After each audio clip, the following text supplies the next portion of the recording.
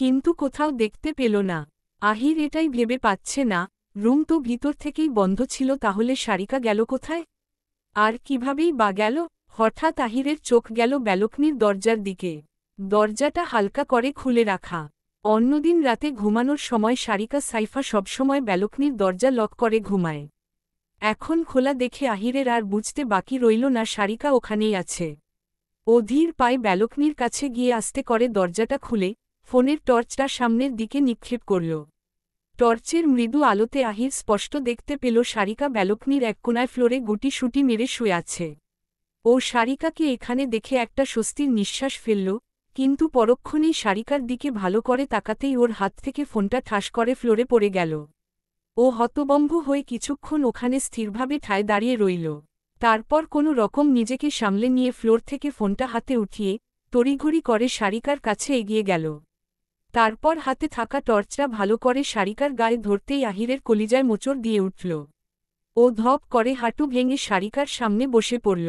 সারিকার সারা শরীর ক্ষত বিক্ষত হয়ে রয়েছে। কোনো কোনো জায়গা থেকে চুইয়ে চুইয়ে রক্ত পড়ছে, আবার কোনো কোনো জায়গায় রক্ত শুকিয়েও গেছে। শরীরের বিভিন্ন জায়গায় কাচের ছোট ছোট টুকরো গেঁথে রয়েছে। পায়ের নিচটা একদম কেটে চিরে গেছে। চুলগুলো এলোমেলো হয়ে কাঁধে, মুখে, পিঠে এলোমেলো হয়ে পড়ে আছে। চোখের কাজল, ঠোঁটের লিপস্টিক, আইশ্যাডো সব কিছু লেপ্টে আছে। হাতের কাছের চুড়িগুলো ভেঙে হাতের মধ্যে গেঁথে আছে। ফাংশনে যে শাড়িটা পরেছিল এখনও সেই শাড়িটাই পরে আছে। আহিরের আর বুঝতে বাকি রইল না, সারিকা বাসায় এসেই ভাঙচুর করে সেই কাচের উপরে শুয়েছিল, তাই সারা শরীরের এই অবস্থা। ও একটা হতাশ নিঃশ্বাস ফেলে সারিকাকে পাঁজকোলে তুলে নিল। তারপর রুমে এসে আস্তে করে ওকে বিছানার উপরে শুইয়ে দিল। এরপর দ্রুত ফোনের লাইটটা ফ্লোরের দিকে নিক্ষেপ করে ফার্স্ট এইড বক্স খুঁজতে লাগল। অনেকক্ষণ সব উল্টেপাল্টে খোঁজার পর অবশেষে বক্সটা খুঁজে পেল। আহির বক্সটা নিয়ে দ্রুত সারিকার কাছে এসে ওর পাশে বসে আস্তে আস্তে করে সারিকার শরীর থেকে একটা একটা কাচ তুলতে লাগল। মিহির খুব সাবধানে ছাহিরের রুমের সামনে এসে আস্তে করে রুমের মধ্যে ঢুকে দরজাটা হালকা চাপিয়ে দিল। দরজা চাপিয়ে পিছনে ঘুরতেই ওর চোখ আটকে গেল সোফার উপর গুটিসুটি মেরে শুয়ে থাকা ঘুমন্ত সাইফার উপর। ওর পরনে একটা লেডিস টি শার্ট আর 3 কোয়ার্টার প্যান্ট। একে তো সাইফা একদম শুকনো, তার উপরে 3 কোয়ার্টার প্যান্ট পরে এইভাবে গুটিসুটি মেরে ঘুমিয়ে থাকার জন্য ওকে একদম বাচ্চা বাচ্চা লাগছে। সাইফাকে এভাবে বাচ্চাদের মতো শুয়ে থাকতে দেখে মিহির মৃদু হাসল। তারপর কিছুক্ষণ এক দৃষ্টিতে ঘুমন্ত সাইফার দিকে তাকিয়ে থেকে এক পা, 2 পা করে ধীর পায়ে ওর দিকে এগিয়ে যেতে লাগল। ও সোফার একদম কাছাকাছি এসে থেমে গিয়ে হাঁটু ভেঙে সারিকার একদম মুখোমুখি বসল। তারপর সাইফার দিকে এক ধ্যানে তাকিয়ে ওকে খুঁটিয়ে খুঁটিয়ে দেখতে লাগল আর সারিকার আগের করা কাণ্ডগুলোর কথা ভেবে মুচকি মুচকি হাসতে লাগল। আগে কতটা হাসি খুশি দুরন্ত স্বভাবের ছিল এই মেয়েটা। মনে যা আসত গোড়গোড় করে বলে দিত। ওর দুরন্তপনার মধ্যেও অদ্ভুত এক সরলতা খুঁজে পাওয়া যেত। কতবার এসে মিহিরকে I love you, I miss you বলেছে। কোনো কারণ ছাড়াই একগাদা করে গিফট, ফুল ওকে দিয়েছে। সারাদিন ফোন আর মেসেজ করে বিরক্ত করেছে। আর এখন সেই হাসি খুশি মেয়েটা হঠাৎ করেই একদম শান্তশিষ্ট হয়ে গেছে। এখন ভুলেও একবারও মিহিরের দিকে ঘুরেও তাকায় না। সাইফার আগের সেই পাগলামিগুলোতে মিহির বিরক্ত হলেও এখন সেই পাগলামিগুলো খুব মিস করে। কেন মিস করে সেটা নিজেও জানে না। শুধু জানে সাইফা ওকে ইগনোর করলেও একদম মেনে নিতে পারে না। ওর দম বন্ধ হয়ে আসে। ডিম লাইটের আলোতে স্পষ্ট বোঝা যাচ্ছে সাইফা ঘুমের মধ্যেও হিচকি দিচ্ছে। মিহির বুঝতে পারল হয়তো কান্না করতে করতে ঘুমিয়েছে, তাই এখনও হিচকি দিয়ে যাচ্ছে। মিহির ওর এক হাত দিয়ে সাইফার কপালে এলোমেলো হয়ে থাকা চুলগুলো ওর কানের পিছনে গুজে দিল। তারপর কিছু একটা ভেবে একটা বাঁকা হাসি দিয়ে পকেট থেকে ফোন বের করে সাইফার ঠোঁট উল্টে বাচ্চাদের মতো ঘুমিয়ে থাকার কয়েকটা পিক তুলে নিল। এইগুলো দিয়ে পরে ওকে খেপানো যাবে, মূলত সেই জন্যই মিহির পিকগুলো তুলল। গভীর ঘুমের মধ্যেও সাইফার ষষ্ঠ ইন্দ্রিয় জানান দিচ্ছে ওর আশেপাশে কেউ আছে, যে ওকে খুব কাছ থেকে খুঁটিয়ে খুঁটিয়ে দেখছে। সাইফা প্রথমে বিষয়টা পাত্রা না দিলেও ধীরে ধীরে ব্যক্তিটির নিঃশ্বাস ওর চোখে মুখে আছড়ে পড়তেই ও ভয় পেয়ে ধরফরিয়ে ঘুম থেকে উঠে বসল। মিহির অন্যমনস্ক হয়ে সাইফার পাশে হাঁটু ভেঙে বসা অবস্থায় ফোনে সদ্য তোলা পিকগুলো দেখছিল। তার মধ্যেই সাইফা এভাবে যে হঠাৎ করেই উঠে যাবে সেটা ও ভাবতেই পারেনি। সাইফা ঘুম থেকে উঠেই অন্ধকারের মধ্যে একটা ছেলেকে ওর এতটা কাছে দেখে ঘাবড়ে গেল।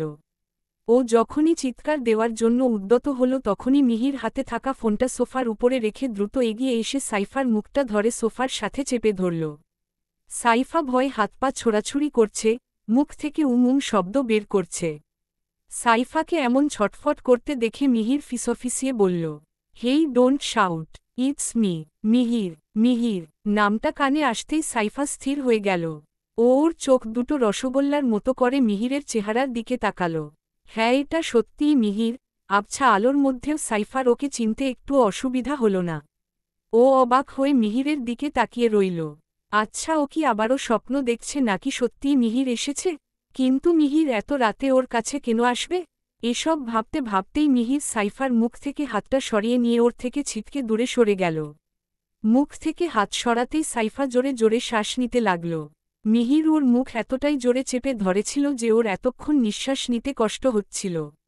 সাইফা জোরে জোরে কয়েকটা শ্বাস নিয়ে নিজেকে যথাসম্ভব সামলে নিয়ে মিহিরকে উদ্দেশ্য করে রাগী কণ্ঠে বলল, এটা কোন ধরনের অসভ্যতা?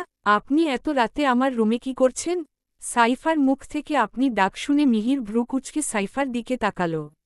মনে মনে বলল, যে মেয়ে এতদিন দেখা হলেই বাবু, সোনা, জানু ছাড়া কখনো কথাই বলতো না, সে কিনা এখন সোজা আপনি বলে ডাকছে। বাই চান্স এখন আবার না ভাইয়া ডেকে বসে। মিহিরের ভাবতে দেরি হল কিন্তু সাইফার বলতে দেরি হল না। সাইফা আবারও একই ভঙ্গিতে মিহিরের দিকে তাকিয়ে বলল, কি হলো ভাইয়া, চুপ করে আছেন কেন? এত রাতে আপনি আমার রুমে কি করছেন? সাইফার মুখ থেকে ভাইয়া ডাক শুনে মিহিরের ভীষণ রাগ লাগছে, সাথে কান্নাও পাচ্ছে। ওর ইচ্ছে করছে ফ্লোরে বাচ্চাদের মতো হাত পা ছড়িয়ে ওয়া করে কান্না করতে। সাইফার মুখ থেকে ভাইয়া ডাকটা ও কিছুতেই মেনে নিতে পারছে না। মিহিরকে এভাবে চুপচাপ দাঁড়িয়ে থাকতে দেখে সাইফা বিরক্তির স্বরে বলল, কি হলো, এইভাবে হাবলার মতো দাঁড়িয়ে আছেন কেন? আমার প্রশ্নের উত্তর দিন, আপনি আমার রুমে কেন এসেছেন? মিহির দাঁতে দাঁত চেপে বলল, সুইসাইড করতে আসছি। আসলে আমার বাড়িতে ফ্যান নেই তো, তাই তোদের বাড়িতে এসেছি ফ্যানের সাথে গলায় দড়ি দিব বলে। আর এটা তোর রুম না, ছাহিরের রুম, বুঝেছিস? সাইফা ভেংচি কেটে বলল, হুহো, আমাদের এত ঠেকা পড়েনি যে আপনার মতো হাতিকে আমাদের বাড়ির ফ্যানের সাথে ঝুলিয়ে ফ্যানের আয়ু কমিয়ে ফেলব। আপনি গিয়ে কটু গাছের সাথে ঝুলে পড়েন, ওইটাই আপনার মতো কচু পাতার জন্য পারফেক্ট। আর এটা ছাহিরের রুম তো কি হয়েছে, ও আমার ভাই হয় তাই ওর রুম মানেই আমার রুম। মিহির রাগী স্বরে বলল, ওই তোর সাহস তো কম না? তুই আমাকে হাতি বললি, আবার কচু পাতাও বললি? আর ছাহির যদি তোর ভাই হয় তাহলে ও আমারও ভাই, আমার সম্পূর্ণ অধিকার আছে এই রুমে আসার। কচু পাতাকে কচু পাতা বলবো না তো কি বাঁশপাতা বলবো?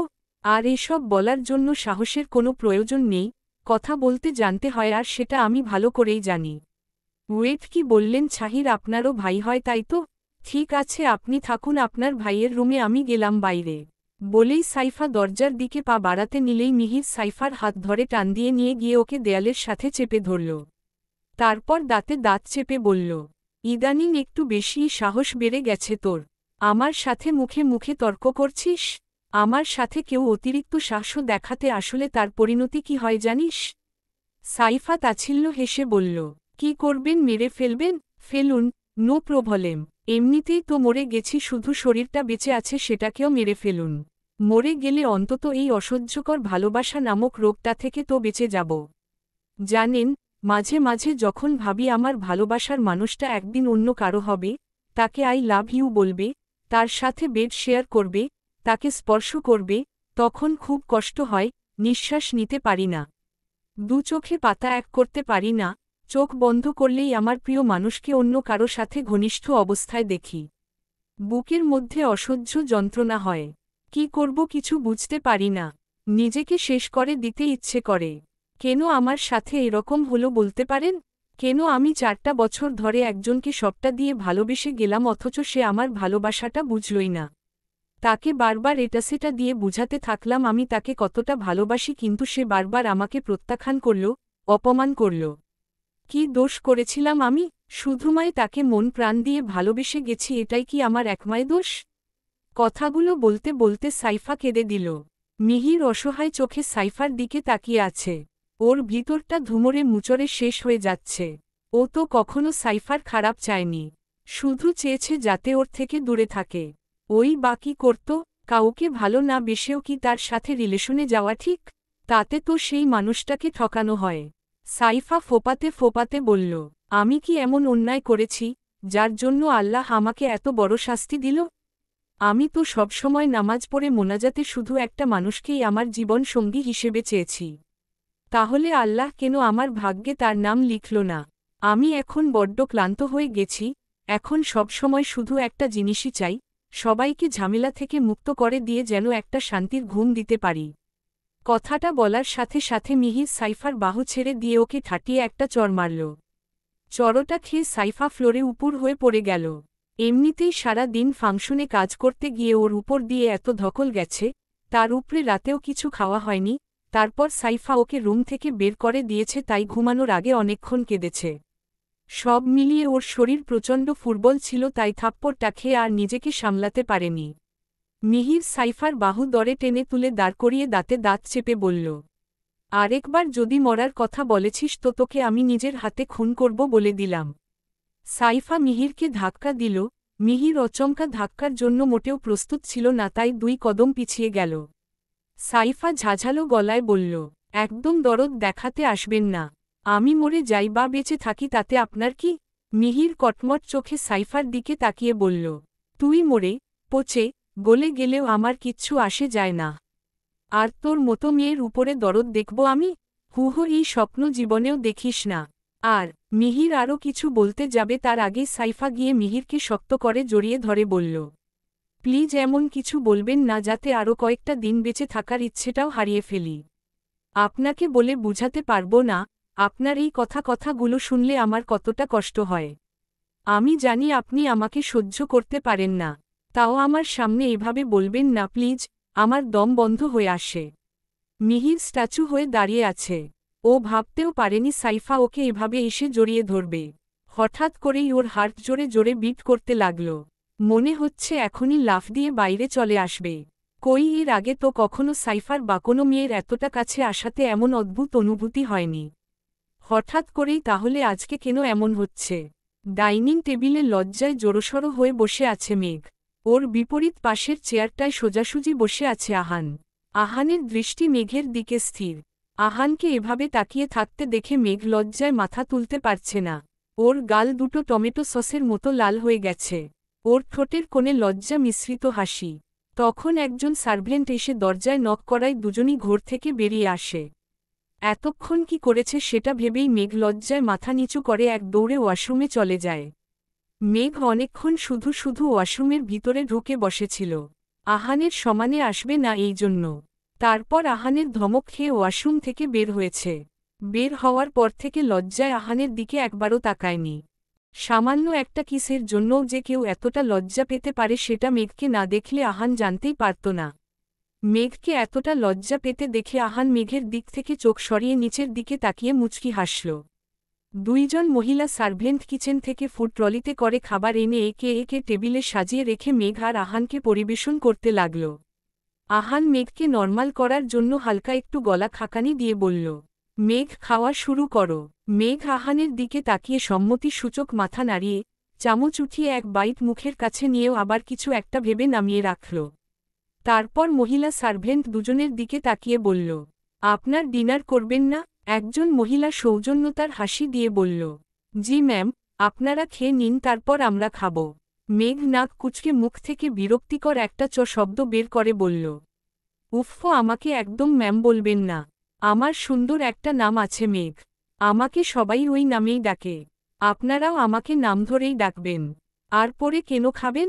এত বড় ডাইনিং টেবিল, 25 জন লোক চোখ বন্ধ করে খাওয়ানো যাবে। সেখানে আমরা মায়ে দুজন বসে খাচ্ছি।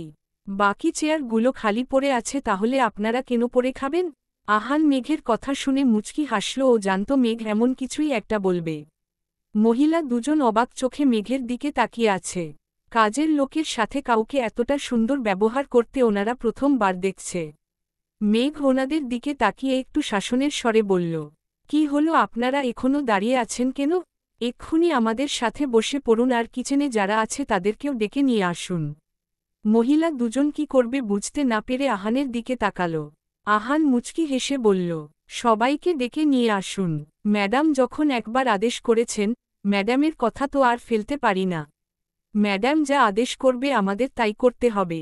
আহানের কথা শুনে মেঘ ফিক করে হেসে দিল। মহিলা দুজন মৃদু হেসে কিচেনে বাকিদের ডাকতে চলে গেল। কিছুক্ষণ পর ওনারা আর 4-5 জনকে সাথে করে নিয়ে আসলেন। সবাই একসাথে ডিনার করতে বসে পড়ল। আহান শুধু মুচকি মুচকি হাসছে আর মেঘের কাণ্ড দেখছে। মেঘ সবার সাথে ননস্টপ বকবক করেই যাচ্ছে আর ওনারাও সবাই মেঘের সাথে দারুণভাবে মিশে গেছে। মেঘকে ওনাদের খুব ভালো লেগেছে। আজকাল এতটা মিশুকে স্বভাবের মেয়ে লাখে একটা খুঁজলেও পাওয়া যায় না। আর ওনারা সবচেয়ে আশ্চর্য হচ্ছেন আহানকে দেখে। কারণ আহান সবসময়ই সিরিয়াস আর রাগী মুডে থাকে, কিন্তু এখন শুধু ঠোঁটের কোণে মুচকি হাসি ফুটে আছে, যেটা ওনারা খুব একটা দেখতে পাননি বললেই চলে। আহান মাঝে মাঝে যতটুকু হাসে সেটা হচ্ছে বাঁকা হাসি। এই রকম অমায়িক মুচকি হাসি হাসতে আহানকে কখনো দেখা যায় না। খাওয়া দাওয়া শেষে মেঘ আর আহান ছাড়া সবাই উঠে গিয়ে নিজেদের কাজ করতে লাগল। আহান চেয়ার ঠেলে উঠে দাঁড়াতেই মেঘ একটু ইতস্তত করে আহানকে উদ্দেশ্য করে বলল, আপনার সাথে আমার একটু কথা আছে। মেঘের কথায় আহান ভ্রু কুঁচকে মেঘের দিকে তাকালো, কারণ মেঘকে দেখেই বোঝা যাচ্ছে ও সিরিয়াস কোনো কথা বলবে। আহান স্বাভাবিক কণ্ঠেই বলল, হুমম বলো। মেঘ কিছুক্ষণ চুপ থেকে নিচু স্বরে বলল, দেখুন আমি এখানে থাকতে চাই না প্লিজ।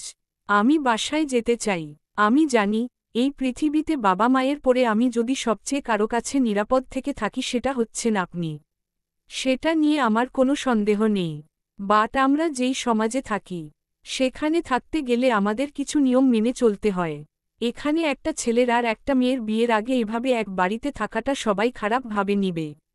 সবাই আমার ক্যারেক্টার নিয়ে কথা বলবে, আমাকে বাজে মেয়ে বলবে। এইগুলো আমি কিছুতেই মেনে নিতে পারবো না। একবার অনেক কষ্টে নিজেকে সামলেছি, অন্যায় না করেও শাস্তি পেয়েছি। এইবার আর কারো কটু কথা সহ্য করতে পারবো না। আশা করি আপনি আমার সিচুয়েশনটা বুঝবেন। আপনি না চাইলে আমি এখান থেকে জীবনেও বেরোতে পারবো না। হাত জোর করছি, আমার উপর একটু দয়া করুন। আহান একটু মলিন হেসে বলল, এভাবে রিকোয়েস্ট করতে হবে না। আমি বুঝতে পেরেছি তুমি কি বলতে চাইছ। একটু ওয়েট করো, আমি গাড়ির চাবি নিয়ে আসছি। বলেই আহান আর এক মুহূর্ত ওখানে না দাঁড়িয়ে সোজা সিঁড়ি বেয়ে উপরে চলে গেল। মেঘের চোখ দুটো ছলছল করে উঠল। ও জানে আহান অনেক হার্ট হয়েছে, কিন্তু মেঘেরও কিচ্ছু করার নেই। যাই হয়ে যাকো, আহানের সাথে এখানে থাকতে পারবে না। আহির সারিকার পা থেকে কাচ তুলে অ্যান্টিসেপটিক লাগাতেই সারিকার ঘুম ভেঙে গেল। ওর পাটা ভীষণ জ্বলছে। শুধু পা নয়, সারা শরীরেই অসম্ভব জ্বালা করছে। ও পিট পিট করে চোখ খুলে সামনে তাকাতেই দেখল আহির ওর পায়ের কাছে বেডের উপর বসে মাথাটা একটু নিচু করে ওর পায়ে ওয়েনমেন্ট লাগিয়ে দিচ্ছে। আহিরকে এত রাতে এখানে দেখেও সারিকা একটু চমকাল না, কারণ ও আগে থেকেই জানত আহির এখানে আসবে। আহিরের সাথে এ যাবৎ যতবার ঝগড়া মারামারির জন্য ওর ব্যথা লেগেছে ততবার আহির এভাবে চুপি চুপি এসে হয় ওকে এভাবে ঔষধ লাগিয়ে দিয়ে গেছে, না হলে চকলেট, আইসক্রিম, চিপস এসব কিনে দিয়ে রাগ ভাঙিয়ে গেছে। আহিরের এরকম কাজগুলো সারিকার সবসময়ই আদিক্ষেতা লাগে, কারণ প্রথমে তো নিজেই আঘাত করবে, তার উপর আবার আসবে ন্যাকামো করে ঔষধ খাওয়াতে। আহিরকে দেখতেই সারিকার মাথায় ধপ করে আগুন জ্বলে উঠল। বারবার স্টেজে ঘটা ঘটনাটা মাথার মধ্যে ঘুরতে লাগল। ও রাগে ফোঁস ফোঁস করতে করতে শোয়া থেকে উঠে বসে হঠাৎ করেই আহিরের ব্যাকসাইডে দিল এক লাথি। আচমকা এমন অ্যাটাকের জন্য আহির মোটেও প্রস্তুত ছিল না, তাই এত জোরে লাথি মারায় বেচারা ফার্স্ট এইড বক্সসহ বেড থেকে ধরাম করে ফ্লোরে পড়ে গেল। ঠিক তখনই বাইর থেকে দরজা ঠেলে মিহির আর সাইফা রুমে প্রবেশ করল। ভিতরে ঢুকেই আহিরকে ওভাবে নিচে বসে থাকতে দেখে দুজন কিছুক্ষণ চোখ বড় বড় করে আহিরের দিকে তাকিয়ে থেকে ফিক করে হেসে দিল। আহির বসা থেকে দাঁড়িয়ে সারিকার দিকে রাগী চোখে তাকিয়ে বলল, ওই তুই আমাকে লাথি দিয়ে কেন ফেলে দিলি? সারিকা দাঁতে দাঁত চেপে বলল, তুই আমার রুমে আমারই বেডে বসে কি করছিলি? কেন, তুই কি রাতকানা? চোখে দেখিসনি কি করছিলাম? তোর পায়ে মেডিসিন লাগিয়ে দিচ্ছিলাম। না, আমি রাতকানা নই, আমার চোখ ঠিকই আছে। কিন্তু তুই আমার পায়ে কোন সাহসে হাত লাগিয়েছিলি? আজব, হাত না লাগালে মেডিসিন দিব কিভাবে? সারিকা ঝাড়ি মেরে বলল, তোকে মেডিসিন লাগাতে কে বলেছে? নিজে আঘাত করে আবার নিজেই কাটা ঘায়ে নুনের ছিটে দিতে আসিস? আর তুই আমাদের বাড়িতে কোন সাহসে এসেছিস? যা, এক্ষুনি বের হ আমাদের বাড়ি থেকে, না হলে বড় আব্বু আর বাবাইকে বলে তোদের ঘাড় ধাক্কা দিয়ে বাড়ি থেকে বের করে দিব। আচ্ছা, তাই নাকি? তো যা এক্ষুনি গিয়ে তোর বাবা কাকাকে সবটা বল, আমিও দেখি ওনারা আমাদের কি করতে পারে। সারিকা খাট থেকে নামতে নামতে বলল, দাঁড়া এক্ষুনি গিয়ে সবাইকে সবটা বলে দিব। সারিকা খাট থেকে নেমে খুঁড়িয়ে খুঁড়িয়ে হাঁটা দিতেই আহির সারিকার হাত ধরে এক টান দিয়ে বেডের উপর বসিয়ে দিল। তারপর সারিকার দিকে তাকিয়ে শাসানোর স্বরে বলল, এই রুম থেকে যদি এক পাও বাইরে বের হয়েছিস তাহলে তোর হাত পা ভেঙে হসপিটালে ভর্তি করিয়ে আসব। বুঝেছিস? মিহির আর সাইফা এতক্ষণ নিলিপ্ত ভঙ্গিতে দরজার কাছে দাঁড়িয়ে দাঁড়িয়ে সারিকা আর আহিরের ঝগড়া দেখছিল। এসবে এখন ওরা অভ্যস্ত হয়ে গেছে। আগে ওরা দুজনকে থামানোর চেষ্টা করত বাট এখন করে না। কারণ আগে যতবারই এদের থামাতে গেছে ততবারই মাঝখান থেকে ওরা মার খেয়ে ফিরে এসেছে। তাই ওরা এখন শুধু নীরব দর্শকের মতো সবটা দাঁড়িয়ে দাঁড়িয়ে দেখে, না ঝগড়া থামাতে যায় আর না ওদের কথার মাঝে কোনো কমেন্ট করতে যায়। আহির আর সারিকার কথা কাটাকাটির মাঝেই হঠাৎ করেই আহির আর মিহিরের ফোনে টুং করে কিছু একটার নোটিফিকেশন আসে।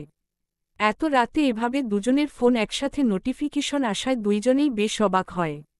আহির ঝগড়া থামিয়ে ভ্রু কুঁচকে পকেট থেকে ফোন বের করে মেসেঞ্জারে ঢুকতেই দেখে আহানের আইডি থেকে একটা ভয়েস মেসেজ পাঠিয়েছে। আহির অবাক হয়ে মেসেজটার দিকে একবার তাকিয়ে মিহিরের দিকে তাকায়। দেখে মিহিরও অবাক হয়ে ফোনের দিকে তাকিয়ে আছে।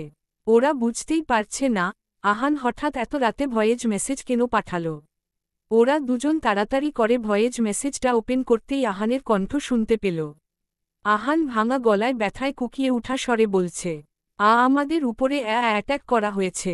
ওরা দলে প্রায় ২০-২৫ জন আছে। সবাই আমাদের গাড়ির পিছনে ধাওয়া করছে। তোরা তাড়াতাড়ি আমার ফোনের লোকেশন ট্রেস করে আমাদের কাছে আসার চেষ্টা কর।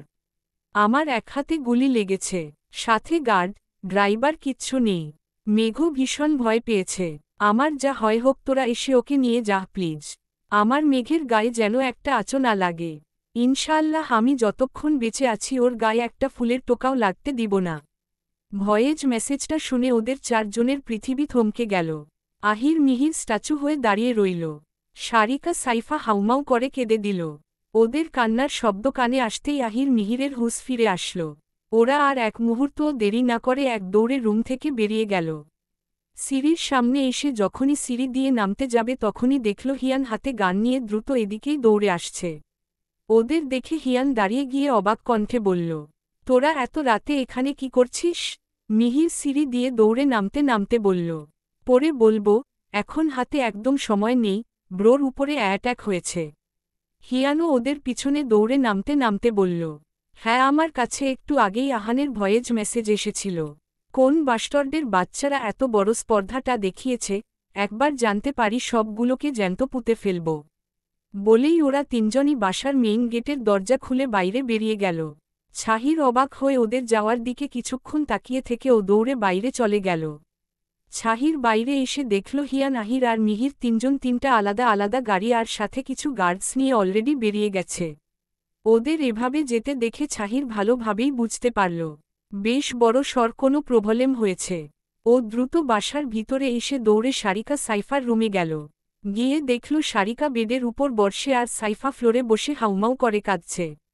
ও গিয়ে সাইফা পাশে হাঁটু গেড়ে বসে সাইফাকে জড়িয়ে ধরে বলল, আপি এভাবে কাঁদছিস কেন? সাইফা অস্ফুট স্বরে বলল, আহান ভাইয়া আর মেঘ আপির উপরে অ্যাটাক হয়েছে। ভাইয়ার গুলি লেগেছে। গুলি লেগেছে কথাটা শুনতাই ছাহিরের মাথাটা চক্কর দিয়ে উঠল। ওর ধপ করে ওখানে ফ্লোরের উপরে বসে পড়ল। এইদিকে সাইফার বাবা এতরাতে তিনটা গাড়ি বাইরে যেতে দেখে রুম থেকে বেরিয়ে নিচে যাওয়ার জন্য পা বাড়ালেন। তখনই ওনার কানে সারিকা সাইফার কান্নার শব্দ ভেসে এলো। উনি দ্রুত পায়ে দৌড়ে ওদের রুমের দিকে গেলেন। গিয়ে ওদের তিনজনের এমন অবস্থা দেখে চমকে উঠলেন। ওদের কান্না শুনে একে একে ওদের মা, হিয়ানের মা বাবা সবাই ঘুম থেকে জেগে গেলেন। ওনারা দ্রুত রুম থেকে বের হয়ে ওদের রুমের এসে ওদের কাছ থেকে সবটা জানতে পারে। হিয়ানের বাবা আর কাকা নিচে গিয়ে দ্রুত আসিফ খান, মোনা খান, মীরা রহমান, আজম রহমানকে ফোন করে সবটা জানিয়ে ওনারাও গাড়ি নিয়ে বেরিয়ে পড়েন। মেঘ আহানের বুকে মুখ বুজে ফুপিয়ে ফুপিয়ে কাঁদছে। আহান গুলি লাগা হাতটা দিয়ে মেঘকে জড়িয়ে রেখেছে আর ভালো হাতটা দিয়ে ড্রাইভিং করছে। আহানের যে হাতে গুলি লেগেছে সেই হাতটা মেঘের ওড়না দিয়ে শক্ত করে বাঁধা। তবুও রক্ত পড়া বন্ধ হচ্ছে না। রক্ত পড়তে পড়তে মেঘের গায়ে পড়ে থাকা জামাটা পুরো লাল হয়ে গেছে। আহান অনেক কষ্টে ক্ষত হাতটা মেঘের মাথার উপর রেখে বলল, মেঘ পরি কেঁদো না প্লিজ। আমি তোমার কিচ্ছু হতে দেব না। ভয় পেও না, আমি আছি তো। আমি যতক্ষণ বেঁচে আছি ততক্ষণ ওরা তোমার কিচ্ছু করতে পারবে না। শুধু কিছুটা সময় ধৈর্য ধরো। আহির, মিহির, হিয়ান, অভি ওরা হয়তো কাছাকাছি এসেও পড়েছে। ওরা আসলেই তোমাকে ওদের কাছে দিয়ে আমি নিশ্চিন্ত হব। আহানের কথা শুনে মেঘ আহানকে আরও শক্ত করে জড়িয়ে ধরে হাউমাউ করে কেঁদে দিল। নিজের হাতে গুলি লেগেছে, তাও এই লোকটা নিজের কথা না ভেবে এখনও শুধুমায় ওর কথাই ভাবছে। আর ও কি করেছে, কয়েকটা মানুষের বাজে কথা শোনার ভয়ে এত রাতে এই মানুষটাকে বিপদে ফেলে দিয়েছে। কেন ও এত রাতে বাড়িতে যাওয়ার জন্য জেদ করল? কেন কোনো গার্ড ছাড়া আহানের সাথে আসতে রাজি হয়ে গেল? আজকে রাতটা আহানের বাড়িতে থাকলে কি এমন ক্ষতি হয়ে যেত ওর? আজকে মেঘের নিজেকে খুব স্বার্থপর মনে হচ্ছে। নিজের কাছে নিজেকে বড্ড ছোট মনে হচ্ছে। মেঘ আহানের বুক থেকে মুখ উঠিয়ে আহানের দিকে তাকিয়ে বলল, আমি খুব খারাপ তাই না? একদম স্বার্থপর বাজে একটা মেয়ে। সব সময় আপনাকে কষ্ট দেই। আজকে আমার জন্য আপনার এই অবস্থা। গুলিটা আপনার না লেগে আমার লাগা উচিত ছিল। আমার মতো স্বার্থপর মানুষের বেঁচে থাকার কোনো অধিকার নেই। মেঘের কথা শুনে এতক্ষণ আহানের ব্যথায় কুঁচকে থাকা চেহারাটা রাগে লাল হয়ে গেল।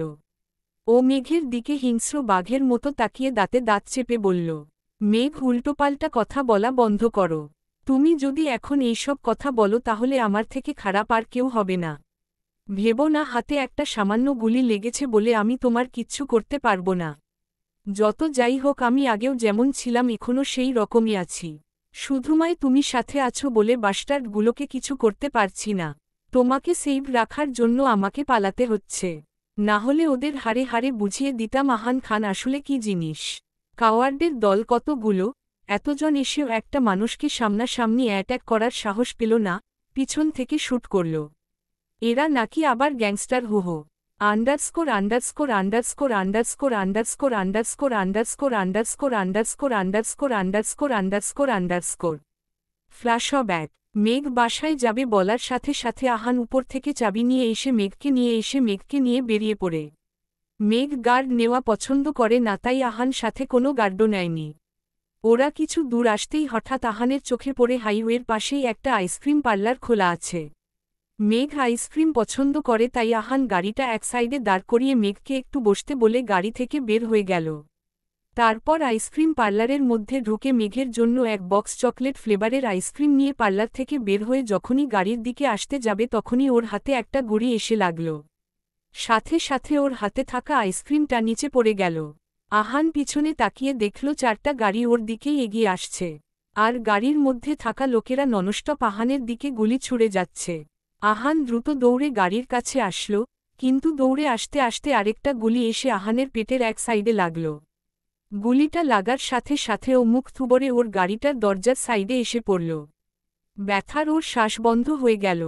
চোখের সামনে সবকিছু অন্ধকার হতে লাগল।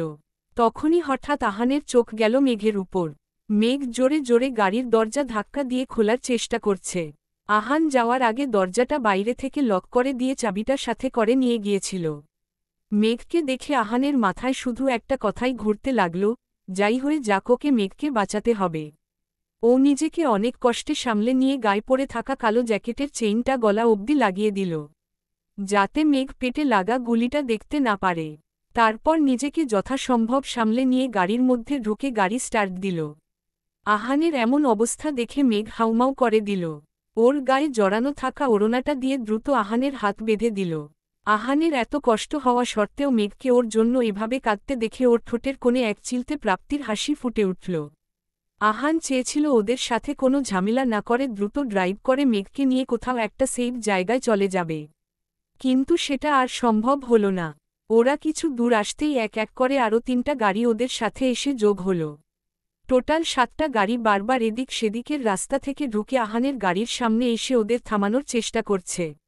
বর্তমান মেঘ দেখল আহান ওকে জড়িয়ে ধরে রাখায় আহানের ড্রাইভিং করতে কষ্ট হচ্ছে, তাই ও আহানের বুক থেকে মাথা উঠিয়ে নিজের সিটের সাথে হেলান দিয়ে সোজা হয়ে বসল। বসার কিছুক্ষণের মধ্যেই দুই সাইডের 2 রোড থেকে 2টা গাড়ি এসে আহানের গাড়িকে ধাক্কা মারল, সাথে সাথে গাড়ির জানালায় থাকা কাচগুলো ঝোড়োঝোড়ো করে ভেঙে আহানের আর মেঘের সারা শরীরে গেঁথে গেল। আহান মেঘের দিকে তাকিয়ে মেঘ পড়ি বলে জোরে একটা চিৎকার দিল। মেঘের সারা শরীরে সূচের মতো করে কাচ গেঁথে আছে। আহান আবার দ্রুত মেঘকে টেনে বুকের মধ্যে চেপে ধরল, কিন্তু বেশিক্ষণ পারল না। ওদের গাড়ির ভাঙা জানালা দিয়ে ওই লোকেরা বারবার গুলি ছুড়তে লাগল। আহান কোনো উপায় না পেয়ে মেঘের মাথাটা বুক থেকে সরিয়ে নিচে হাঁটুর উপর নামিয়ে রেখে গাড়ির স্পিড আরও বাড়িয়ে দিল। কিন্তু তাতে আর কোনো লাভ হল না। ওদের ছোড়া আরেকটা বুলেট এসে সোজা আহানের বুকে লাগল। ধীরে ধীরে আহানের গাড়ি ব্যালেন্সলেস হয়ে গেল। ও নিজেও আস্তে আস্তে ফুটবল হয়ে নেতিয়ে পড়ল। মেঘ ব্যথায় কাতরাচ্ছে।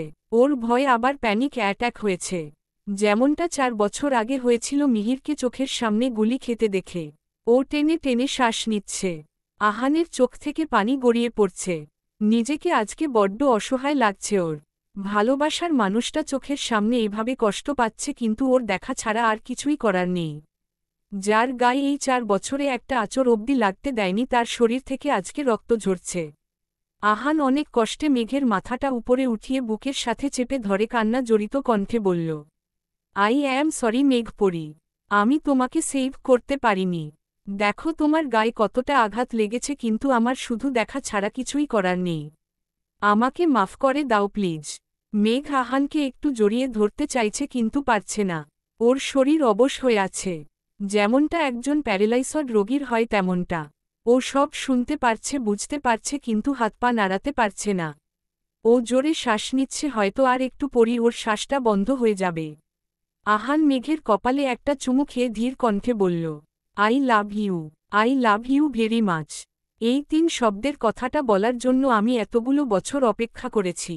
চেয়েছি দুনিয়ার সবচেয়ে স্পেশালভাবে তোমাকে প্রপোজ করতে, কিন্তু তা বোধহয় আর হলো না। আল্লাহ বোধহয় তোমাকে আমার নসিবে লেখেননি। তুমি খুব ভালো থেকো মেঘ পড়ি। আমি না হয় দূর থেকে তোমার হাসি মুখটা দেখে খুশি থাকব।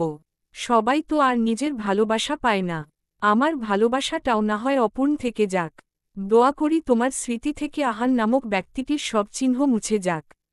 তুমি ভুলে যাও তোমার জীবনে আহান নামের কারো অস্তিত্ব ছিল। তুমি সব সময় ভালো থেকো। বলেই আহান মেঘের গালে কপালে মাথায় অনবরত চুমু দিতে লাগল। মেঘের খুব ইচ্ছে করছে আহানকে একবার শক্ত করে জড়িয়ে ধরতে, কিন্তু ভাগ্যের এক অদ্ভুত খেলায় ও আজ অক্ষম হয়ে গেছে। চাইলেও এই মানুষটাকে ও আজ উঠে পারবে না। আহান মেঘের দিকে তাকিয়ে একটা ম্লান হাসি দিয়ে বলল, আমি আমার জীবন দিয়ে হলেও তোমাকে বাঁচানোর একটা শেষ চেষ্টা করব। বলেই আহান ওর গাড়িটা রাস্তার এক সাইডে নিয়ে এসে মেঘের পাশের দরজা খুলে মেঘের মাথায় একটা চুমু খেয়ে বলল, লাভ ইউ জান, সব সময় ভালো থেকো। বলেই মেঘকে ধাক্কা দিয়ে গাড়ি থেকে ফেলে দিল, সাথে আহান নিজের ফোনটাও মেঘের পাশে ছুঁড়ে মারল, যাতে মিহিররা ওর লোকেশন ট্রেস করতে পারে। মেঘ গিয়ে রাস্তার পাশে জমিয়ে রাখা পাতার মধ্যে পড়ল আর ওর শরীর পাতা দিয়ে ঢেকে গেল। আহান চোখের পানিটা মুছে গাড়িরা স্পিড আরও বাড়িয়ে দিল, সাথে সাথে 3 দিক থেকে 3টা গাড়ি এসে আহানের গাড়িটাকে ধাক্কা দিয়ে রাস্তার অপর পাশের খাদে ফেলে দিল। গাড়িটা পড়ার সাথে সাথে ঠাস করে একটা ব্লাস্ট হল। মেঘ নিভু নিভু চোখে দেখল খাদ থেকে সেই আগুনের ঝলকানি উপরে উঠে চারপাশটা আলোকিত হয়ে গেছে।